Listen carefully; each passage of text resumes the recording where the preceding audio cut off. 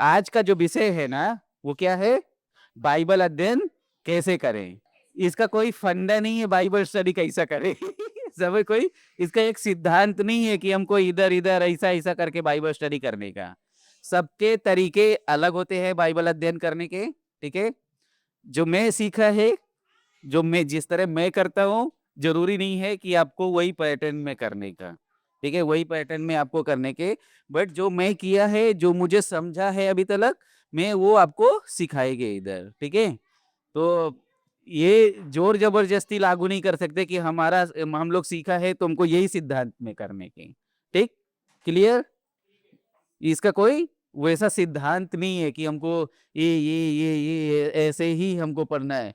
मैं जो सीखा है, मैं जो मेरा जीवन में लागू किया है, मैं वो आपको बताने वाले हैं। ठीक है, ओके। देखो, या जब हम बाइबल अध्ययन करते हैं ना, तो हमको याद रखने की जरूरत है कि जो हम पढ़ रहे हैं वो क्या है?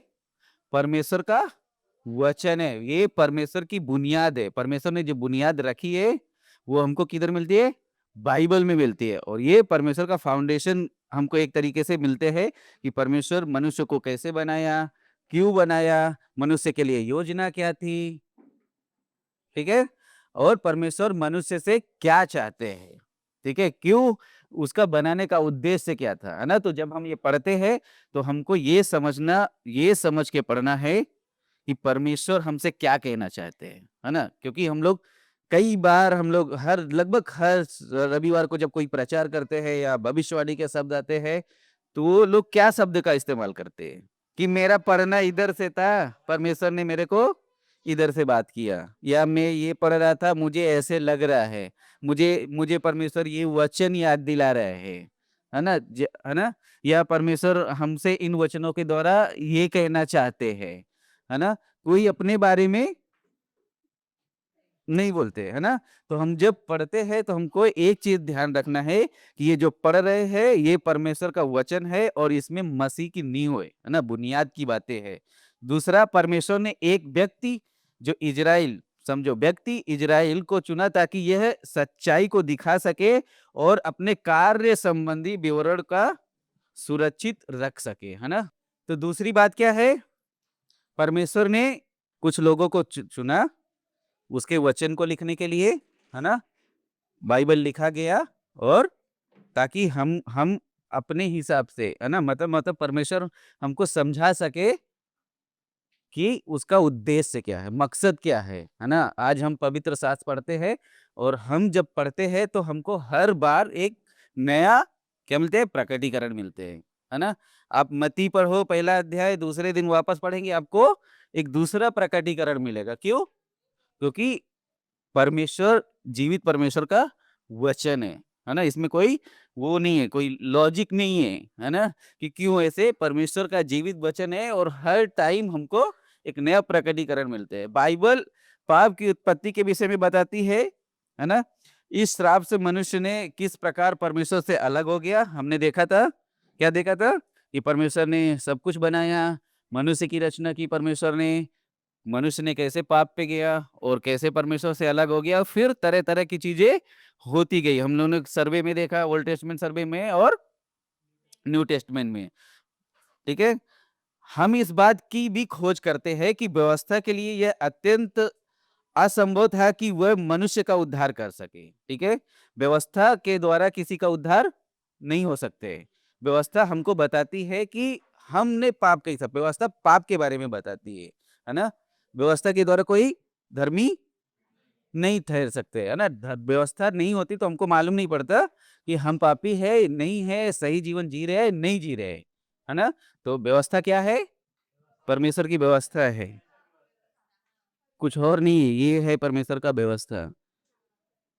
समझ, ये पढ़ेंगे तो हमको मालूम पड़ते हैं क्या हो गया और क्या होने वाला है। ठीक है, तो सिर्फ इसको पढ़ के उद्धार मिल सकते हैं हमको? नहीं ना, ये हमको बताती है, तरीके बताती है ना? ठीक है, क्योंकि व्यवस्था के द्वारा कोई भी धर्मी ठहर नहीं सकते हैं। ठीक है, कैसा हमको मालूम पड़ते हैं? कैसे हमको मालूम पड़ता है? बाइबल का वचन बताते हैं। रोमियो 20, 21, 22, 23 पढ़ेंगे तो क्या लिखा है देखो। क्योंकि व्यवस्था के कामों से कोई प्राणी उसके सामने धर्मी नहीं ठहरेगा, इसलिए कि व्यवस्था के द्वारा पाप की पहचान होती है, परंतु अब व्यवस्था से अलग परमेश्वर की वह धार्मिकता प्रकट हुई है जिसकी गवाही व्यवस्था भविष्यवक्ता देते हैं, अर्थात परमेश्वर की वह धार्मिकता जो यीशु मसीह पर विश्वास करने से सब विश्वास करने वालों के लिए है, क्योंकि कुछ भेद नहीं, इसलिए कि सबने पाप किया और परमेश्वर की महिमा से रहित है। ठीक है, तो व्यवस्था है, इसके लिए आज हमको मालूम है पाप क्या है। ठीक है, अगर व्यवस्था नहीं होती तो हमको मालूम नहीं पड़ता कि पाप क्या है। ठीक है, लूका 10:19 का 10 क्या बोलते हैं? क्योंकि मनुष्य का पुत्र और उनका उद्धार करने के लिए आया है। ठीक है, तो हमको जब बाइबल पढ़ते हैं तो यीशु मसीह के बारे में मालूम पड़ता है यीशु मसीह का आना क्यों जरूरी था, क्योंकि वो खोए जो भटक गए, जिनका रिलेशन टूट गया परमेश्वर के साथ, जिन्होंने पाप किया, परमेश्वर उनको ढूंढने और बचाने और उद्धार देने के लिए आए, है ना। मत्ती 20:28 क्या बोलते हैं? जैसे कि मनुष्य का पुत्र वह इसलिए नहीं आया कि उसकी सेवा टहल की जाए, परंतु इसलिए आया कि आप सेवा टहल करें और बहुतों की छुड़ौती के लिए अपने प्राण को दे दे। यीशु मसीह आए सेवा लेने के लिए नहीं, सेवा देने के लिए। ठीक है, तो हमको मालूम पड़ते अभी हम आते हैं चर्च में सेवा लेने के लिए या देने के लिए, तो कितने लोग सेवा देते हैं और कितने लोग सेवा लेते हैं? प्रभु आए सेवा देने के लिए।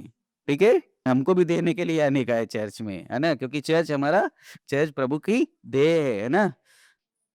तो हमको हमारे प्रभु के सिद्धांत के अनुसार हमको जीवन जीना है। ठीक है, देखो 2 तीमुथियुस क्या बताते हैं, 2 का 15 और 16 अगर हम पढ़ेंगे, अपने आप को परमेश्वर का ग्रहण योग्य और ऐसा काम करने वाला ठहरने का प्रयत्न कर जो लज्जित होने ना पाए और जो सत्य के वचन को ठीक रीति से काम में लाता हो, पर अशुद्ध बकवास से बचा रहे, क्योंकि ऐसे लोग और भी अभक्ति में बढ़ते जाएंगे। आमीन। व्यवस्था हमको क्या बताती है? परमेश्वर का वचन क्या बताते हैं हमको? अपने आप को ऐसा बनाओ जो परमेश्वर हमको ग्रहण करे, लोग नहीं, है ना। हमको किसके ग्रहण योग्य बनना है? कौन हमको स्वीकार करना चाहिए? परमेश्वर हमको स्वीकार करना चाहिए, लेकिन हम डिपेंड किसके पास रहते हैं? लोग क्या कहेंगे, लोग क्या सोचेंगे, समाज क्या कहेगा। लोग बने हैं कहने के लिए समाज बना है दबाने के लिए। ठीक है, बट प्रभु बना है ग्रहण करने के लिए। ठीक है, प्रभु आया स्वीकार करने के लिए, वो दोष लगाने नहीं आया, है ना। कैसे मालूम पड़ते है? व्यवस्था से। तो हमको ये जानते ही अगर हम ये पढ़ेंगे तो हम ज्यादा समझ सकते हैं पवित्र शास्त्र को, ज्यादा समझ मिलेगा हमको पवित्र शास्त्र पढ़ने में। बाइबल सिर्फ हमको ज्ञान के लिए नहीं पढ़ना है, शिक्षा के लिए नहीं पढ़ना है ना, कि चलो बाइबल क्या कहती है इसलिए नहीं। बाइबल पढ़ना है हमें इसलिए कि परमेश्वर क्या चाहते हैं हमसे, है ना। हम समझ के लिए पढ़ते हैं या समझ मतलब जानकारी पाने के लिए हम लोग पढ़ते हैं, या उसके अनुसार जीवन बिताने के लिए हम लोग पढ़ते हैं बाइबल, है ना। तो हमारा मकसद ये नहीं होना चाहिए कि सिर्फ हमको जानकारी मिले, है ना, परंतु ये कि परमेश्वर हमसे कैसा चाहते हैं, हमारा चरित्र, हमारा चाल चलन, हमारा रवैया, अतिथि सत्कार, लेन देन, हम कौन बताते हैं हमको? परमेश्वर की बाइबल हमको बताती है ना। ठीक है, परमेश्वर का आत्मा सत्य के मार्ग में हमारी क्या करते हैं? कैसे हमको मालूम पड़ते हैं? पवित्र आत्मा के द्वारा, है ना। परमेश्वर ये व्यवस्था पढ़ेंगे तो हमको मालूम पड़ते हैं मार्ग सत्य और जीवन में है ना। तो हमको भटकने का जरूरत नहीं है ना। हमको हमारा मार्ग सत्य और जीवन मिल गया। आज इतना खूबसूरती से पास्टर जी ने बताया, सोचे था कभी? जो लोग धन दौलत प्रॉपर्टी के पीछे पड़े हैं वो लोग बह गए उनका नामो निशान नहीं है। और जो लोग परमेश्वर को खोज किया, हम लोग आया उनसे, समझ गए। तो आपका इतिहास आप किधर लिख रहे हो वो आपके ऊपर है। आप क्या इकट्ठा कर रहे हो, प्रॉपर्टी धन दौलत, या जरूरी है, जरूरी है, बट इतना ज्यादा नहीं कि परमेश्वर छूट जाए, है ना, परमेश्वर के साथ, है ना। ठीक है, बाइबल अध्ययन करना क्यों आवश्यक है? क्यों करना चाहिए हमको बाइबल क्यों लोग बोल हर संडे बोला जाता है बाइबल पढ़ो, प्रार्थना करो, बाइबल पढ़ो, प्रार्थना करो। क्यों? प्रभु के करीब आ सकते हैं और वचन को ज़्यादा समझ सकते हैं। और अभी हम लोग फाउंडेशन देखा है ना कि बाइबल क्या बताती है, किसके बारे में बताती है, परमेश्वर की योजना क्या है हमारे जीवन में। देखो कोई फंडामेंटल नहीं है कि मतलब हमको बाइबल ऐसे ही पढ़ना है। लेकिन अगर थोड़ा हमको मकसद मालूम है तो हम इंटरेस्टेड मैं बताऊँ सच्ची, मुझे ओल्ड टेस्टमेंट पढ़ता था ना पुराना नियम, बहुत बोरिंग लगता था। बहुत बोरिंग लगता था। मैं लगभग 2 बार नया नियम पढ़ा, फिर अंकल गुरमीत ने हमको सिखाया, उन्होंने जब सर्वे किया, जैसे हम लोग ने सर्वे किया ना, उन्होंने एक-एक कैरेक्टर को मूसा के बारे में, डेविड के बारे में, ये सोलोमन, ये वो सबके बारे में जब बताया, मैं बोला वॉव! ये तो नया नियम से भी खूबसूरत है पुराना नियम। और तब मुझे पढ़ने के लिए इंटरेस्ट हो गया। समझ गए? तो क्यों? है ना? ये समझना हमको महत्वपूर्ण है। ठीक है? पहला पहला है परमेश्वर को जानने के लिए। अगर हम बाइबल पढ़ेंगे तो हमको सच्चा परमेश्वर के बारे में हमको मालूम पड़ते हैं, है ना? 2 तीमुथियुस बताता है 3 का 16 क्या? जब हम इसका अध्ययन करते हैं तो हम परमेश्वर का स्वभाव, उसकी इच्छा, उसके प्रेम को समझते हैं। 3:16 क्या बताते हैं? क्यों लिखा गया है बाइबल? तो हम लोग ने 5 बातें देखी थी उसमें। सिखाने, समझाने, सुधारने, धार्मिकता समझाने के लिए, सुधारने के लिए, धार्मिकता की शिक्षा के लिए, भले काम के लिए तत्पर हो जाए। किसके लिए? समझ गए? तो बाइबल अध्ययन करना ज़रूरी है, ये जानने के लिए कि परमेश्वर कौन है? हमको कैसे मालूम? देखो 1 यूहन्ना यूहन्ना 17:3 क्या कहते हैं? अंततः जीवन यह है कि वे मुझ परमेश्वर को और यीशु मसीह को, जिसे तूने भेजा है, जाने। बाइबल पढ़ना क्यों आवश्यक है हमको? ताकि हम जाने कि परमेश्वर कौन है और उसने जिस मसीहा को भेजा यीशु मसीह को, वो कौन है। हमको कैसा मालूम पड़ेगी? कैसा हम जानेंगे यीशु मसीह सच्चा परमेश्वर है? कैसा हमको मालूम पड़ेगा यीशु मसीह ही परमेश्वर का बेटा है? कैसा हमको मालूम पड़ेगा, है ना?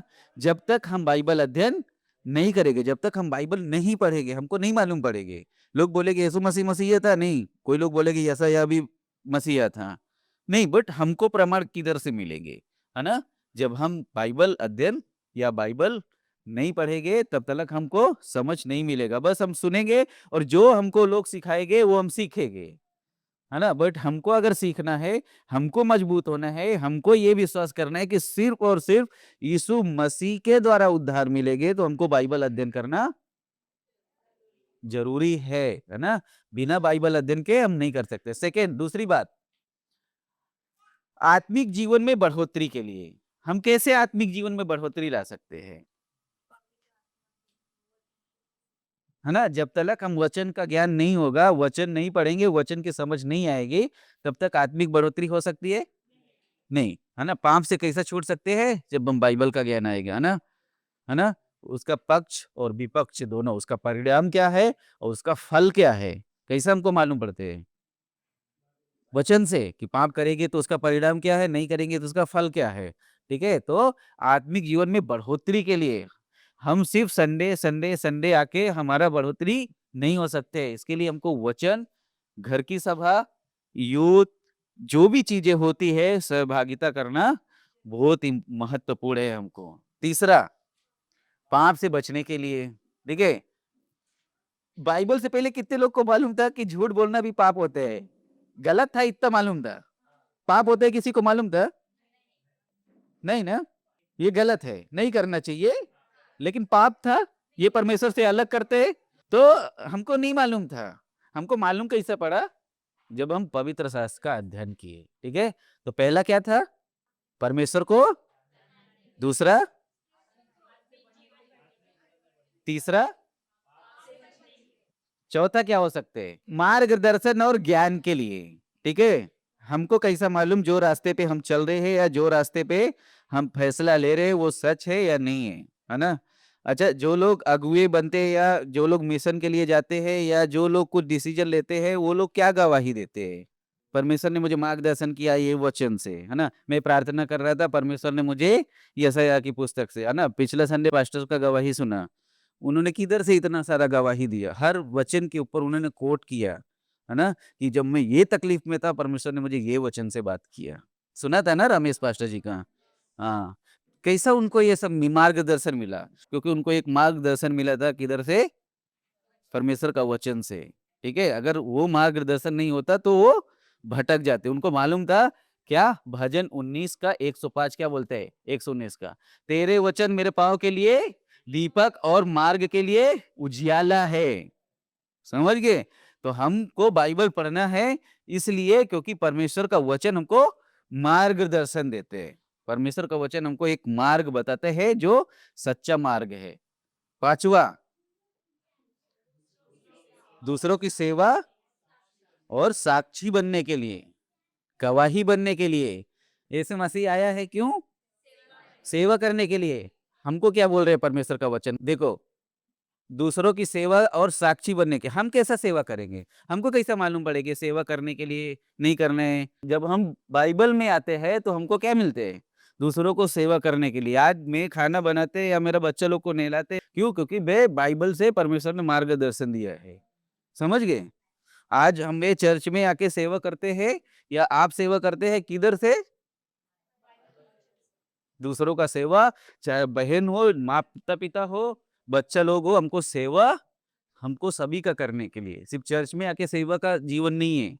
हमारा एलजी है ना, वकोला का एलजी और अंधेरी का एलजी, इतना अच्छा हो रहा है ना क्योंकि सब एक दूसरे को फ़ोन करते हैं। मैं फ़ोन नहीं करते हैं किसी को। अंकल नंदलाल फ़ोन करेंगे विमल आंटी को, वायलेट आंटी फ़ोन करेगा मेरे को। समझ गए? सब एक दूसरे को फ़ोन करते हैं, हम लोग मिल रहे हैं, नहीं मिल रहे हैं, क्यों नहीं मिल रहे हैं? वकोला एलजी में सेम, रोशन और बबीता आज हमारा घर पे मिलने का, हम लोग वंदना के घर पे हम लोग खाना बना रहे हैं, ये वो क्यों?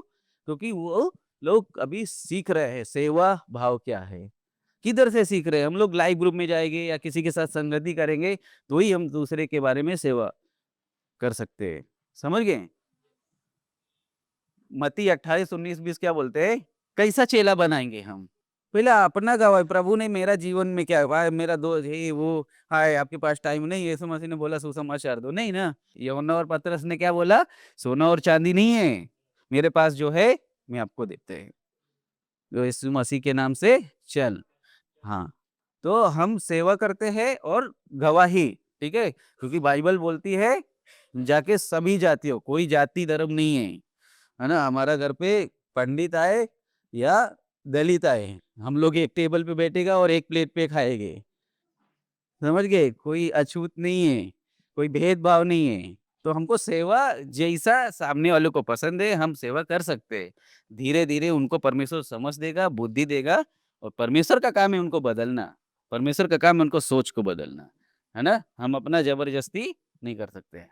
किस लिए? छठा, सांत्वना, शांति के लिए और आशा। हमको आशा किधर से मिलती है? जब हम निराशा में जाते हैं। शांति, हम लोग जब चिंता में होते हैं, है ना? वरीड होते हैं, हमको सांत्वना किधर से मिलते हैं? बाइबल का वचन पढ़ेंगे, रोमियो 5 का 4 बोलते हैं, जो बातें पहले लिखी गई, वे हमारी शिक्षा के लिए लिखी गई, कि हम धैर्य और पवित्र शास्त्र की शांति में आशा रखें। जो परमेश्वर ने हमको होप दी है, आशा दी है, वो आशा कौन देते हैं हमको?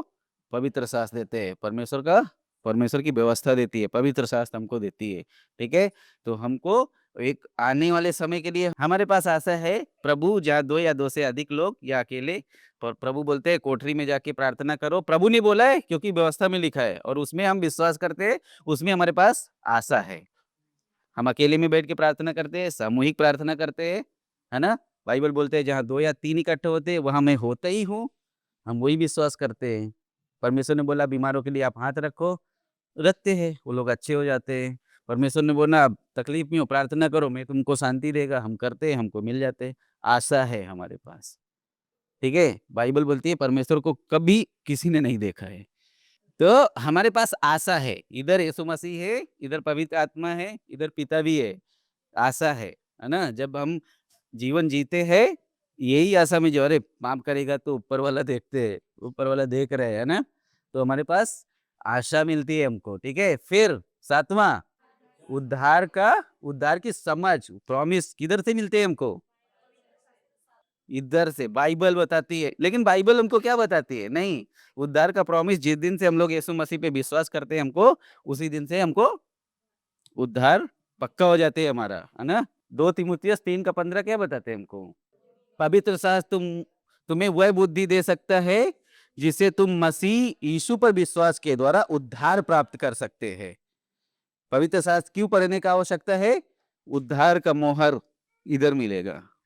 कौन सा परमेश्वर पे क्यों विश्वास करने का, कैसा विश्वास करने का, उद्धार की मोहर पवित्र शास्त्र से हमको मिलती है। बाइबल अध्ययन करने के मुख्य कुछ सामग्री है, कुछ चरण है, जिससे हमको हेल्प हो सकते हैं। ठीक है, तो कुछ चरण है, मतलब कुछ तरीके हैं जो मैं इस्तेमाल करते हैं। ठीक है, नेक्स्ट। तो पहला क्या करने का, प्रार्थना पर बाइबल पढ़ने से पहले प्रार्थना के साथ हमको शुरू करने का। क्यों? फोन बाजू में, फोन या कई सारी चीजें हैं, कई कभी-कभी हम जब बाइबल लेके बैठते हैं ना, तभी हमको इम्पोर्टेंट काम याद आते हैं, है ना? प्रार्थना हमको क्यों करना चाहिए? ताकि हमको समझ मिले, जो हम पढ़ रहे हैं, पवित्र आत्मा हमको समझने के लिए मदद करे, परमेश्वर हमसे क्या कहना चाहते हैं इन वचनों से, है ना? नहीं तो हम पढ़ेंगे और हमको समझ नहीं मिलेगा। अगर हम कहेंगे कि प्रभु जो मैं ये पढ़ रहा है, मत्ती 5 का 13 अध्याय, प्रभु आप मुझे इसको समझने के लिए मुझे मदद करो, और फिर देखो आपको जो लिखा है आपको समझेगी, क्योंकि पवित्र आत्मा आपको मदद करेगी। क्योंकि इब्रानियों 4:16 कहता है, इसलिए आओ हम अनुग्रह के सिंहासन के निकट हिया बांधकर चले कि हम पर दया हो और वह अनुग्रह पाए जो आवश्यकता के समय हमारी सहायता करे। कौन हमको प्रकटीकरण देगा जब हम बाइबल पढ़ेंगे? पवित्र आत्मा हमको सिखाएँगे, समझाएँगे। हमको, क्योंकि यीशु मसीह ने दृष्टांत में बात की है ना, क्या जिसको समझ दी गई है, वो समझ सकते हैं। अपने चेलों को उन्होंने बोला जब दृष्टांत में बात करना उन्होंने शुरू किया, है ना? जिसको भेद दिया गया है, वो जाने, है ना?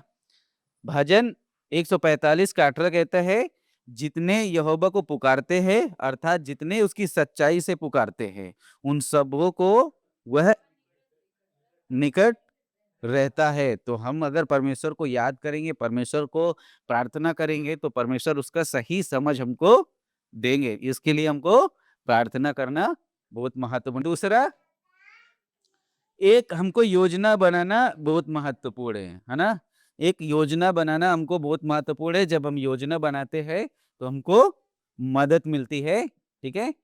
क्या मदद मिलती है? जैसे देखो, हमको एक योजना बनाना है कि हमको कहाँ से पढ़ना है और कैसे पढ़ना है ना? जैसे पुस्तक के अनुसार, है ना? कि चलो हम अब मत्ती से चालू कर रहे हैं या लूक को हम पढ़ेंगे, उसके अलावा और दूसरी बुक हम बीच में नहीं लेके आएँगे। जब तक लूक या मत्ती या रेवलेशन, जो भी हम एक डिसीजन लेते हैं या हम ये कहते हैं कि हम मत्ती से प्रकाशित वाक्य तक पढ़ेंगे, है ना? जब तक हम योजना नहीं बनाएँगे, तब तक हम उसमें खरा नहीं उतर सकते हैं, है ना? फिर हम लोग किधर से पढ़ेंगे और किधर भी जाएँगे, है ना? तो हमको एक योजना बनाना है। फिर विषय के अनुसार, है ना? कभी-कभी जो कई बार बाइबल पढ़ चुके हैं ना, अभी हम हमारा क्या चालू है? श्रृंखला चालू है। किस चीज़ का? फाउंडेशन का, बुनियाद की बात। वो बुक बाय बुक नहीं है, वो टॉपिक के ऊपर है, सब्जेक्ट के ऊपर है वो, है ना? वो प्रेम के ऊपर है, किसकी और शिष्यत्व के ऊपर है, चेले बनाने के ऊपर है ना? तो अलग-अलग वो सब्जेक्ट के विषय के अनुसार वो है। तो कभी-कभी हमको विषय के अनुसार अगर हम अ, पढ़ चुका है बाइबल कई बार, तो हम प्रेम क्या है, हम उसके ऊपर बाइबल में अध्ययन कर सकते हैं। विश्वास के बारे में अध्ययन कर सकते हैं। उद्धार क्या है, कैसा मिलते हैं, है ना? अभी हम लोग पिछली बार हमारे लाइव ग्रुप में हमने देखा था किसके बारे में? अकेलापन के बारे में। अकेलापन क्यों, क्या होते हैं अकेलापन होते हैं, किधर? वो एक सब्जेक्ट था, एक विषय के अनुसार अध्ययन था, वो बुक बाय बुक नहीं था, है ना? फिर घटनाओं के अनुसार, है ना? जब यीशु मसीह आए थे तो क्या-क्या हुआ था, या जब पौलुस पौलुस आया मसीह में तो क्या बैकग्राउंड था, क्यों उसको सॉल से पौल बनाया, तो मूसा की कहानी क्या है, तरह-तरह, मतलब जो बाइबल में है, दाऊद की कहानी क्या है, तो हम घटनाओं के हिसाब से हम अध्ययन कर सकते हैं। है ना? लेकिन सबसे बेस्ट लगते हैं मुझे जब हम बुक बाय बुक पढ़ते हैं। कम से कम 2 से 3 बार अगर हम इसको पढ़ेंगे, तो जब हम सब्जेक्ट के ऊपर आएँगे, विषय के अनुसार या घटनाओं के अनुसार, तो उसके रेफ़रेंस ढूँढना या मैच करना हमको बहुत ईज़ी होते हैं। समझ गए? अच्छा इधर ऐसा लिखा है इसके लिए किंग में ऐसा लिखा, अच्छा मलाकी में ऐसा लिखा है, यीशु मसीह ने इसके लिए अच्छा ऐसा कोट किया है। क्यों? तब हमको नॉलेज रहता है। अगर हम पहले ही जाएँगे सिर्फ़ प्रेम के बारे में पढ़ेंगे तो बाकी चीज़ हमको समझेगा नहीं। है ना? तो हमको एक योजना बना तीसरा सबसे महत्वपूर्ण है मतलब संदर्भ को समझना, है ना? जब हम बाइबल पढ़ते हैं तो कई बार हम लोग बहुत कन्फ्यूज़ हो जाते हैं ना, कि अरे यार इधर पढ़ेंगे तो लिखा है कि यीशु मसीह काना की शादी में दाखरस बना दिया, है ना? कुरिन्थियंस में जाएँगे तो लिखा है कि कलीसिया में औरत लोग बात नहीं कर सकते हैं, है ना? लिखा है एक जगह पे कि औरत लोग को सर ढकने का, है ना? तो जब तक हम उसको बैकग्राउंड, है ना, नहीं समझेंगे, हमको इतिहास इतना ज़्यादा नहीं, बट उसके पीछे का रहस्य क्या है, पीछे के वचनों से या हम किधर से बाइबल खुद को इंटरप्रेटेट करते हैं, खुद के बारे में खुद बताती है बाइबल। बाइबल को किधर और ढूँढने की आवश्यकता नहीं है, ठीक है? बाइबल खुद को खुद के बारे में बताती है, इधर नहीं तो इधर, ठीक है? तो हमको संदर्भ समझना बहुत महत्वपूर्ण है, नहीं तो हम उसको गलत शिक्षा ले लेते हैं, है ना? तो ये हमको ध्यान में रखना है कि अगर हम ये मत्ती अध्याय 1 पढ़ रहे हैं, है ना? तो कभी-कभी देखो पौलुस की पत्रियाँ ज़्यादातर आप पढ़ेंगे तो उसमें लिखा है इसलिए, है ना? इसलिए, फिर वो सवालों के आंसर दे रहे हैं पौलुस। तो सडनली दूसरा अध्याय में दूसरा है और ये अध्याय में दूसरे चीज़ के बारे में बात कर रहे हैं। तो हमको संदर्भ नहीं समझते हैं। तो हमको कोशिश करना है अगर हम वैसा पढ़ रहे हैं तो हमको ये लेखक कौन है? कौन लिख रहा है? हम लोग बाइबल में देखा ना किसके कौन लेखक हैं। क्यों आवश्यक है? तो हमको अगर हमको मालूम पड़ा कि पौलुस है, तो हमको मालूम है पौलुस क क्यों लिख रहा है और क्या बैकग्राउंड था? वो उसका जाति क्या था? वो पढ़ा-लिखा था, नहीं था, उसको सता हुआ, नहीं हुआ, क्या उसके जीवन में हो रहा था और वो कौन-सी परिस्थिति में था? हमको थोड़ा समझ आएँगे तो हम समझ सकते हैं, है ना? जैसे पौलुस की पत्रियाँ थोड़ा आसान है समझने के लिए। दूसरी प प पत्रियाँ पढ़ेंगे अभी आप एक्ट्स का बुक, प्रेरितों का बुक पढ़ेंगे, 24 अध्याय। और वो अचानक खत्म हो जाती है पत्री। अचानक खत्म होती है पत्री, है ना? देखो पौलुस का पत्री पढ़ेंगे तो अंतिम संवाद है उसमें, है ना? मेरा सभी मसीह भाइयों को नमस्कार, प्यार से चुम्बन के साथ मिलते रहो। अभिवादन है, जब स्टार्ट होते हैं मैं प्रभु का दास या प्रभु का पुत्र, ऐसे करके एक संवाद के साथ शुरू होते हैं। तो हमको वो समझ में आता है वो क्या लिखना चाह रहे हैं और क्यों लिखना चाह रहे हैं, है ना? तो वो हमको बहुत महत्वपूर्ण है ना? अभी अ कभी-कभी पौलुस ने कोई चीज़ बोला है, वो चीज़ यीशु मसीह ने रिपीट किया है ना? यीशु मसीह का चीज़ पौलुस ने रिपीट किया, पतरस ने, तो हम अगर लेखक समझेंगे कि कौन व्यक्ति बोल रहे हैं, तो हमको वो समझने के लिए ज़्यादा मदद मिलेगा। दूसरा है, ये किस समय, है ना? ज़्यादा हम इतिहास में जाएँगे तो हम कन्फ्यूज़ हो जाएँगे, बट हमको ये समझना है कि ये जो बाइबल हमको बताती है ना, ये कब के बारे में बता रही है ना? कब के बारे में? लगभग 2000 साल पहले, है ना? उससे भी पहले, है ना? 1600 साल लगे इसको लिखने के लिए और समझो कितने सालों पहले लिखा गया है। तो ये उस कल्चर में लिखा गया है, उस संस्कृति में ये लिखा गया है ना? तो आज अगर हम पढ़ते हैं कि बाइबल बोलती है औरत लोग कलीसिया में बात नहीं कर सकते हैं, तो हमको उसका समझ का ज़रूरत है। उसका बैकग्राउंड जानने की ज़रूरत है कि क्यों लिखा गया, क्या वजह थी? तो अगर वो हम समझेंगे, तो हमको प्रॉपर वो कहानी समझ में आएगी, नहीं तो वापस हम ओढ़नी लेना चालू कर देंगे, है ना? चर्च में आके बैठना बंद कर दिया, अरे लिखा है उधर कुरिन्थियंस में कि अब बात नहीं कर सकते, पाप हो जाएगा, है ना? तो उसका बैकग्राउंड जानना हमको इम्पोर्टेंट है, ठीक है? ये किन लोगों को संबोधित किया गया है, कैसे लोगों के लिए लिखा गया है ना? देखो पौलुस की ज़्यादातर पत्री कलीसियाओं के लिए लिखी गई हैं, है ना? तो अ कौन सी जाति या किसके बारे में क्या परिस्थिति थी, वो सवालों के जवाब है। तो अगर वो थोड़ा समझ रखेंगे हम, तो हमको पत्री समझने के लिए बहुत आसान होएगी, है ना? चौथा है उस समय की सामाजिक या ऐतिहासिक इतिहास क्या था, है ना? अभी हम लोग सिंपल पढ़ते हैं बाइबल, ये सब हम लागू नहीं करते हैं, बट बाइबल को ज़्यादा गहराई से जानने के लिए समझो आपको कल प्रचारक बनने का या बाइबल टीचर बनने का आपको या किसी को सिखाने का, आप हाउस ग्रुप लीडर बन रहे हैं, ठीक है? तो आपको ये जानना थोड़ा-सा ज़रूरी है, क्योंकि आपको कोई सवाल पूछेंगे तो थोड़ा आपको संदर्भ मालूम होएगे तो आप अच्छे से बातचीत कर सकते हैं, है ना? तो ये जानना आवश्यक है। इसके लिए हम लोग क्या कर रहे हैं? बाइबल अध्ययन कर रहे हैं, ये जानने के लिए, है ना? ठीक है, नेक्स्ट। चौथी बात है, हमको धीरे-धीरे, है ना? हमको घाई नहीं है, किधर जाना नहीं है। हमको आराम से थोड़ा वचन को समझ के पढ़ना आवश्यक है ना? कभी-कभी हम लोग सिर्फ़ पढ़ते जाते हैं, लेकिन उसका कुछ हमको मतलब नहीं निकलते हैं, है ना? बट हम थोड़ा धीरे-धीरे आराम से पढ़ सकते हैं कि अच्छा, यीशु मसीह ने बोला है झूठ नहीं बोलने का, है ना? तो हम उसके ऊपर विचार कर सकते हैं कभी। हाँ, अच्छा यीशु मसीह ने क्यों ऐसा बोला है? क्या संदर्भ था? क्या बैकग्राउंड था? किन लोग को लिए बोल रहे हैं? अच्छा, मैं तो झूठ नहीं बोल रहे हैं, मैं तो किसी को धोखा नहीं दे रहे हैं, है ना? तो वो कभी-कभी हमको वो धीरे-धीरे और समझ के पढ़ना आवश्यक है। मैं जब भी पढ़ते हैं तो मैं बाइबल से सवाल करते हैं, ठीक है? अगर लिखा है कि यहूदा ने यीशु मसीह को 30 सिक्कों के लिए बेच दिया, तो मैं उधर वो अरे! मैं पिछले हफ्ते या पिछले महीने में किसी के साथ पैसे का धोखा किए है क्या? तो मैं सोचते हैं, ठीक है? तो कभी-कभी मुझे जवाब नहीं मिलते, मैं उधर ही रुक जाता हूँ, है ना? फिर लगते है अरे! मैं नहीं कुछ किया है चलो, तो कभी-कभी मैं आगे बढ़ जाते हैं, ठीक है? तो खुद से सवाल करने का, तो कैसा? जब हम सिर्फ पढ़ते जाएँगे तो हम बस आगे ही भागते जाएँगे बट उसका समझ हमको अच्छे से नहीं मिलेगा, ठीक है? ये मुझसे क्या कहना चाहते हैं, है ना? जब आप बाइबल पढ़ते हैं ये जानने के लिए नहीं कि परमेश्वर कौन है ना? ये जानने के लिए कि भाई परमेश्वर मुझसे क्या कहना चाहते हैं, है ना? ये मद्देनज़र, ये ध्यान में रखते हुए हमको बाइबल पढ़ना इम्पोर्टेंट है। आप देखते हैं ना अंकल राम कृपाल, हर संडे बाइबल पढ़ते हैं, इधर आके, ठीक है? अब क्यों क्यों वो इधर आके हर संडे हम लोग पढ़ते हैं, मैं पढ़ते हैं हर संडे आके? क्योंकि वो रोज़ बाइबल पढ़ते हैं।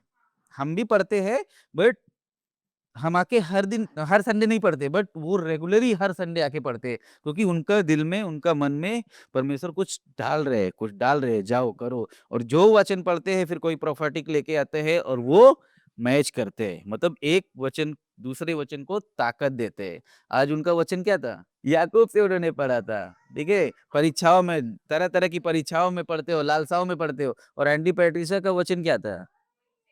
सेम था, तुम परिस्थिति में मर गए हो, तुमको लगता है ये है, गलत दरवाज़ा खटखटा रहे हो, बाहर निकलो परमेश्वर बोल रहे हैं। तो वो स्ट्रेंथ ताकत देते हैं, ठीक है? तो इसके लिए हमको पढ़ना बाइबल पढ़ना बहुत महत्वपूर्ण है, ठीक है? क्या मैं इसे अपने जीवन में लागू कर रहा हूँ? देखिए, जो आपने पढ़ा, जो आपको समझा आप उसके ऊपर विचार कर सकते हैं, ठीक है? ये मेरे जीवन में मैं चल रहा हूँ क्या? मैं मेरे जीवन में कुछ लागू कर रहा हूँ क्या? इसके अनुसार मेरा जीवन है क्या? हम 100% मुश्किल है हमको, है ना? क्योंकि हम मनुष्य हमारा पापी स्वभाव है, हम पाप में जन्मे हैं, बट हम कोशिश कर सकते हैं, है ना? हाँ, क्योंकि हम सच में चलते हैं इसके लिए। सच में चलना इतना आसान नहीं, इसके लिए यीशु मसीह ने बोला मेरा मार्ग सकरा है, ना चौड़ा नहीं है। उसने बोला सकरे मार्ग में, ठीक है? वो ये नहीं बोला मुझे जानो तुमको चौड़ा मार्ग देगा मैं, उसने बोला मैं सकरा मार्ग देगा मैं। क्यों? उसको मालूम था सच इतना आसान नहीं होते है, ठीक है? तो हम कोशिश हृदय हृदय हमारा क्या बोलते हैं? क्योंकि हृदय का परिवर्तन से हमको उद्धार मिलेगा। हृदय का परिवर्तन से हम यीशु मसीह को पहचान पाएँगे। लेकिन जो दिल में जानते हैं, दिल से मानते हैं, उद्धार उनका ही होएगा, है ना? ठीक? टिप्पणियाँ, है ना? कभी-कभी हमको शब्दकोश देखने की ज़रूरत है। जैसे हम लोग ने बहुत सारा शब्द देखा ना, वो पुराने और नए नियम को जब हम अध्ययन कर रहे थे, है ना? ये शब्द का मतलब क्या है? इब्रानी, यूनानी, लैटिन, है ना? ये शब्द आज भी पास्टर ने कई सारे शब्दों का अर्थ बताया उन्होंने नाम को लेके, है ना? तो वो समझने के लिए कितना आसान था हमको, मदद कर रहा था, कि अच्छा ये सेम का अर्थ ये था, बट इस कैनन का ये मतलब इसका अर्थ वो था। अच्छा कालेब का अर्थ ये था, है ना? तो वो समझने के लिए हमको कितना मदद कर रहा था। तो कभी-कभी जो शब्द है, उनको उनका अर्थ जानना हमारे लिए बहुत ज़रूरी है। इसके लिए हमको मैंने इतने सारे वर्ड्स वो शब्द लेके आए, अब हमको सब याद नहीं रह सकते बट कभी सुनेंगे तो हमको वो याद आएगी। वापस हम वीडियो जाके सुन सकते हैं और उसको हम समझ सकते हैं। है ना? तो हमको कभी-कभी इब्रानी शब्द है जो लिटरली ट्रांसलेट नहीं हुआ है, ठीक है? उसका अर्थ क्या है हिंदी पढ़ेंगे तो अलग है और इंग्लिश में थोड़ा उसका अर्थ अलग हो जाते हैं, ठीक है? तो क्योंकि वो ट्रांसलेट से ट्रांसलेट हुआ है तो मतलब कभी-कभी उसका बदल गया है, ठीक है? क्योंकि जो जिसने ट्रांसलेट किया, वो अपने हिसाब से किया, ठीक? हमको प्रश्न पूछना बहुत महत्वपूर्ण है, ठीक है? मैं हमेशा जब मैं मेरा लाइव ग्रुप में जाते हैं ना, मैं वचन जो बाँटना है बाँटते हैं, हम लोग हाल-चाल लेते हैं, फिर मैं पूछते आपको कुछ समझा नहीं तो आप पूछो और कई लोग पूछते भी हैं, अच्छा इसका मतलब क्या है? इसका मतलब क्या है? फिर हम उसके ऊपर बात करते हैं। अगर मुझे नहीं मालूम है, तो मैं बोलते हैं मैं पूछेंगे और बताएँगे। समझ गए? तो प्रश्न पूछना हमको बहुत महत्वपूर्ण है। कभी-कभी हम लोग बाइबल पढ़ते हैं लेकिन हम लोग सवाल नहीं करते हैं, है ना? हमको मालूम है हमको समझा नहीं है ना? तो हमारे पास अगुवे हैं, लाइव ग्रुप लीडर्स हैं, चर्च आते हैं, आप हफ्ते के दौरान आप पढ़ रहे हैं, आप उसको लिख के रखो, मार्क करके रखो। लाइव ग्रुप में अगर नहीं जाते हैं, तो आप संडे को आके आप किसी को पकड़ के आप पूछ सकते हैं। मैं जब नया-नया मसीही बना था, मैं भी लाइव ग्रुप नहीं जाता था। बट मैं संडे को आके माइकल अंकल को सवाल करता था और अंकल फ्रैंको को पकड़ता था मैं। अच्छा ये पढ़ रहा था इसका मतलब क्या है? तो फिर अंकल माइकल बिठा के वो समझाते थे। तो हमको हमको सवाल पूछना बहुत महत्वपूर्ण है। ये पद का मुख्य संदेश क्या है ना? जैसा ओढ़नी के बारे में मैं बोल रहे हैं, है ना? एक जगह प्रेरितों में पढ़ेंगे तो बोलते हैं बाहरी सिंगार करना करने से अच्छा है कि हम अंदर का सिंगार करें। हम बाहरी सिंगार किसके लिए करते हैं? बाहरी पहनावा किसके लिए हम पहनते हैं, है ना? तो अगर वो संदर्भ नहीं समझेंगे, तो हम बोलेंगे अरे यार! ये कैसा लोग है, ये तो सब छीन लेगा हमारा, है ना? तो वो उसका अर्थ जानना हमको बहुत आवश्यक है। ये मुझसे क्या कह रहा है ना? ये जो संदर्भ या जो मैं पढ़ रहे अध्याय, ये जो वचन मैं पढ़ रहा है, मुझे क्या बोल रहे हैं? जो आप पढ़ रहे हैं, जो अध्याय पढ़ रहे हैं, जो वचन आप पढ़ रहे हैं, वो आपको सवाल क्या कर रहे हैं? जब आप ऐसा पढ़ेंगे ना, तो देखो आपका जो नज़रिया है बाइबल के प्रति ना, वो बदल जाएगा। समझ गए? क्या ये किसी पद या किसी वचन को या किसी परिस्थिति को संबोधित कर रहा है? या वो उस परिस्थिति में बात कर रहे हैं जो परिस्थिति में मैं है ना? जैसे पास्टर का टेस्टिमनी था कि वो हर एक परिस्थिति में गए तो परमेश्वर का वचन था उनके पास और उनको वो वचन ढाढ़स दिया। वचन था, वचन ने ताकत दिया। ये वचन मेरे से क्या कह रहा है, जो हम पढ़ रहे हैं, ये हमको समझना महत्वपूर्ण है। बाइबल को बाइबल से समझें। बाइबल को समझने के लिए हमको किधर और जाने की ज़रूरत नहीं है। बाइबल में हर एक वचन का जोड़ा वचन है कम से कम। जो वचन है, हर एक का जोड़ा वचन है। कुछ है लेटेस्ट जैसे कुरिन्थियंस में हम पढ़ते हैं ओढ़नी के बारे में, श्रृंगार के बारे में, किधर-किधर कोई-कोई कहानियाँ हैं जो सिंगल है लेकिन लगभग 98% उसके जुड़े हैं लगभग। ज़्यादातर जो है वो जोड़े में, तो बाइबल खुद को एक्सप्लेन करती है। इसके लिए जब हम देखो संडे को प्रचार सुनते हैं, इधर पुराना, नया, ये, इधर भी यीशु मसीह ने बोला, इधर भी बोला। एक प्रचार के लिए कम से कम 10 से 15 वचन आते हैं और हर एक वचन एक ही चीज़ को एक ही तरफ इशारा करते हैं। तो वचन बाइबल, बाइबल से ही ढूँढने के हैं हमको, है ना? बाइबल किधर और से इंटरप्रेटेड नहीं होते, किधर और से उसका अर्थ नहीं है। बाइबल खुद को एक्सप्लेन खुद करती है, ठीक है? तो हमको सारा सवाल का जवाब बाइबल से ही अगर बाइबल सवाल करती है, तो बाइबल उसका जवाब भी देती है। बाइबल क्वेश्चन मार्क पे नहीं रोकती है हमको, ठीक? अभी जैसे हम प्रेम के बारे में पढ़ते हैं ना, 1 कुरिन्थियंस में हम पढ़ेंगे, है ना? 1 यूहन्ना में भी हमको मिलते हैं, मत्ती में भी हमको मिलते हैं, तो सब एक-दूसरे से संदर्भित है ना? जब आप प्रेम के बारे में बाइबल में पढ़ेंगे तो बहुत सारे वचन हैं कि प्रेम क्या है, प्रेम कैसा है, प्रेम किससे करने का, प्रेम ही परमेश्वर है। तो एक आपको एक संदर्भ मिलते हैं समझने के लिए, ठीक? हाँ, जनरल लिखे, जनरल मतलब जो आप पढ़ रहे हैं ना, वो लिखना महत्वपूर्ण है। अगर आपको बाइबल ज़्यादा अच्छे से समझना है, आपको चाहिए कि मैं इसको और मेरा दिमाग में रहे तो जो आप पढ़ते हैं उसका लिखना, जो आपने पढ़ा आपको सब तो समझेगा नहीं क्योंकि आप 1-2 अध्याय पढ़ रहे हैं रोज़, ठीक है? आपको कोई 1-2 वचन है जो आपका दिल में, आपका दिमाग में लगेगा। आप उसको नोट डाउन करो, लिखो या तो आप बाइबल में मार्कर रहते हैं, उसको हाइलाइट करो। तो जब भी आप बाइबल खोलेंगे वो हाइलाइट है, तो आपके सामने वो वचन आ जाएँगे। जब आप अगर आप लिखते हैं, ठीक है? समझो आपको झूठ के बारे में लिखा है, बाइबल आपको बोल रही है ना, यहूदा झूठ बोला, उसने धोखा दिया, ये किया, वो किया। तो जब आप वो परिस्थिति में होएँगे तो आपको वो वचन रिमाइंड करेगी, है ना? तो कि आप पलट के देखा, अच्छा झूठ के बारे में बाइबल ये बोल, फिर आपके अंदर एक कुछ होएगा। मुझे नहीं करने का, क्योंकि यहूदा ने ऐसा किया था, है ना? वो व्यभिचार में क्यों गिरा? क्योंकि उसने ऐसा देखा, ये वो, है ना? तो वो चीज़ हमको रिमाइंड करेगा। तो हमको जो पढ़ते, मैं इतना लिखता था ना, मेरे पास 3-4 डायरी है। जब भी मैं पढ़ता था ना, तभी लिखता था। अभी भी मैं पढ़ते हैं ना, अभी थोड़ा कम हो गया है, बट मेरे बाइबल में ना पेज रखते हैं मैं। तो जब में पढ़ते हैं, मैं वो लिख लेते हैं। तो जब मुझे एलजी में अगर कुछ बाँटना है या किसी के साथ कुछ बात करना है, तो फिर मुझे आसानी होते है वो बाँटने के लिए, ठीक है? और एक तरीका है जो हम समूह में, जैसे लाइव ग्रुप या बाइबल स्टडी भी अभी हम लोग कर रहे हैं, ज़्यादातर लाइव ग्रुप में हम लोग सीखते हैं, है ना? सिर्फ़ वचन ही नहीं करते हम लोग, सिर्फ़ खाना ही नहीं खाते हैं, बट हमको बहुत अच्छा माहौल मिलते हैं, जिधर हम एक-दूसरे के साथ खुल सकते हैं, है ना? प्यार से हम बात कर सकते हैं।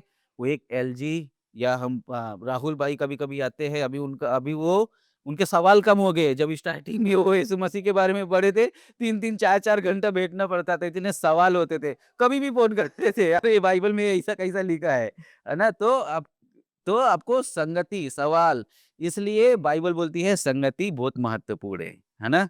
घर की सभा का भाग होना बहुत महत्वपूर्ण है ना? तो हम उधर सवाल-जवाब करते हैं, सीख सकते हैं। इसके लिए यूथ मीटिंग होते हैं, टीन्स का होते हैं, संडे स्कूल क्यों होते हैं?